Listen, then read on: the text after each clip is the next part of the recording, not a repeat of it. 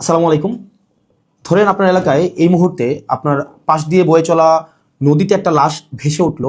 তখন আপনি তৎক্ষণাৎ পুলিশকে খবর দিলেন যে এই লাশটাকে উদ্ধার করার জন্য, যে এই লাশটা এসে উদ্ধার করে পোস্টমর্টেম করে যে আইনগত প্রক্রিয়া আছে সেগুলো মেনটেন করার জন্য পুলিশ আসলেন। পুলিশ এসে সেই লাশটা আপনার বাসা থেকে ফর এক্সাম্পল 50 কিলোমিটার দূরে আপনার সদর হসপিটালে নিয়ে গেলেন। সেখানে পোস্টমর্টেম করা, সেখানে হচ্ছে ডোমকে রাজি করানো, তারপর হচ্ছে জানাজা, দাফন কাফন, এই প্রত্যেকটা কার্যক্রম পুলিশ নিজে উপস্থিত থেকে করলেন বা করেন। এটাই, পুলিশ ছাড়া এই কার্যক্রমগুলো কেউ করে না। অথবা কেউ হারিয়ে গেলেন, অথবা কেউ আত্মহত্যা করলেন, এই যে কার্যক্রমগুলোকে আমরা পুলিশকে দিয়েই হচ্ছে আমরা করতে হয়। এখন কয়েকটা প্রশ্ন এখানে।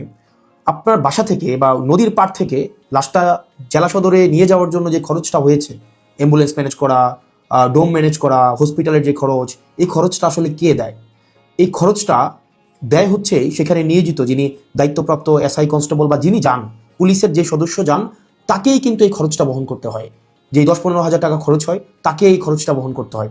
যদিও সরকারি নিয়ম আছে যে এই খরচটা ফেরত দেওয়া হয়, কিন্তু যেই টাকা খরচ হয় আর যেই টাকা ফেরত দেওয়া হয়, ফর এক্সাম্পল 10,000 টাকা যদি খরচ হয়, সেখানে ফেরত দেওয়া হয় 500, 1,000, 2,000 টাকা। তো সেটা দেখা যায় খরচ হওয়ার তুলনায় প্রাপ্তির যেই ব্যবধান, সেটা দৃশ্যমান অনেক বেশি ব্যবধান। তো এই পুরো খরচটা কিন্তু পুলিশকেই বহন করতে হয়। দ্বিতীয়ত হচ্ছে, আপনি যদি আপনার এলাকার থানাগুলাতে যান, থানাগুলাতে গিয়ে যদি দেখেন যে আপনার এলাকার এসআই, কনস্টেবল বা আপনার যারা সেবা দিয়ে থাকেন যে পুলিশগুলা কোন ধরনের পরিবেশে থাকেন, আপনি বিশ্বাস করেন, যদি আপনি ওই পরিবেশটা দেখেন, আমরা ইউনিভার্সিটিতে যেভাবে গণরুমে ছিলাম, এক রুমে গাদাগাদি করে অনেকজন, ফ্লোরিং করা, শুধুমাত্র তোষকটা থাকতো, উপরে ফ্যান নাই, যথাযথ পয় নিষ্কাশন ব্যবস্থা নাই, তারপরে হচ্ছে ভেন্টিলেশন সিস্টেম নাই। তা মানবীয় জীবন বলতে যেটা বোঝায়, আপনার থানাগুলোতে পুলিশরা সেই ধরনের পরিবেশে থাকে। এখন একটা পুলিশ আপনার ডিউটি করে এসে রাতে যদি এই ধরনের একটা পরিবেশে ঘুমায়, আমরা কি তার কাছ থেকে প্রত্যাশিত সেবা আমরা কিভাবে এক্সপেক্ট করব? মানে এটা এটা একটা মানবীয় জীবন থানাগুলোতে আসলে পুলিশের জন্য ব্যবস্থা করা হয়েছে।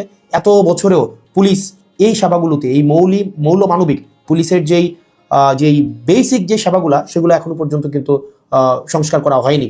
তৃতীয়ত, সবচেয়ে গুরুত্বপূর্ণ এবং তৃতীয়ত যেই অসুবিধাটি আমি থানাতে দেখলাম এই কয়েক মাসে, সেটা হচ্ছে আপনার থানা থেকে একটা অপরাধ কার্যক্রম সংগঠিত হয়, ফর এক্সাম্পল 15 কিলোমিটার, 20 কিলোমিটার দূরে। একদিনে অনেকগুলো অপরাধ কার্যক্রম সংগঠিত একটা থানায় হতে পারে।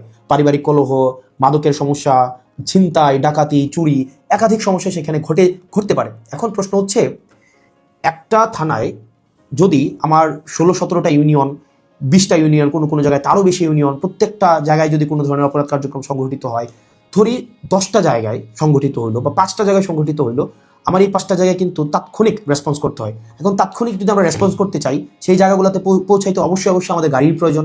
মানে গাড়ি ছাড়া পায়ে হেঁটে তো নিশ্চয়ই এই ধরনের কার্যক্রমগুলোতে কখনোই পুলিশ তড়িৎ কোনো সিদ্ধান্ত বা তড়িৎ কোনো অ্যাকশন নিতে পারে না। কিন্তু আপনি যে থানাগুলো যান, দেখবেন কোনো থানায় 10টা গাড়ির প্রয়োজন, 6টা গাড়ির প্রয়োজন, সেখানে থানাকে দেওয়া হয়েছে 1টা গাড়ি, 2টা গাড়ি। এখন পুলিশ তার বাসায় বসে থাকে না। আপনি কল দিলেন যে এখানে ঝামেলা হয়েছে, মানুষ মারা গিয়েছে, চুরি হয়েছে, খুন হয়েছে, পুলিশ কিন্তু আসতে হয়। তাহলে পুলিশ কিভাবে আসে?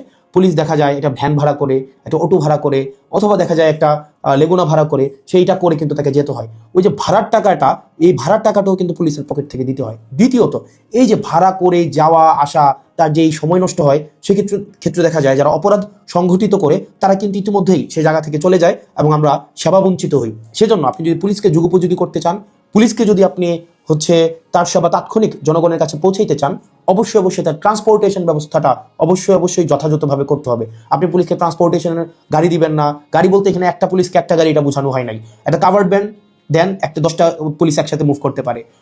তারপর হচ্ছে একটা থানায় যদি আপনি 5টা 6টা গাড়ি দেন, তাহলে সেক্ষেত্রে কিন্তু ওই এলাকার অপরাধ কার্যক্রম অবশ্যই অবশ্যই দৃশ্যমান কমে আসবে। কারণ পুলিশ ইমিডিয়েট রেসপন্স করতে পারবে। কারণ পুলিশ যদি ইমিডিয়েট রেসপন্স করতে না পারে, অপরাধ সংঘটিত হয়ে যাওয়ার পরে যদি রেসপন্স করতে হয়, সেক্ষেত্রে দেখা যায় দিন শেষে অপরাধী কিন্তু পালিয়ে যায়। সেজন্য পুলিশের দক্ষতা, পুলিশের সেবা যদি আপনি জনগণের দ্বারগোড়া পৌঁছাতে চান, অবশ্যই অবশ্যই আপনার ট্রান্সপোর্টেশনের ব্যবস্থা উন্নতি করতে হবে।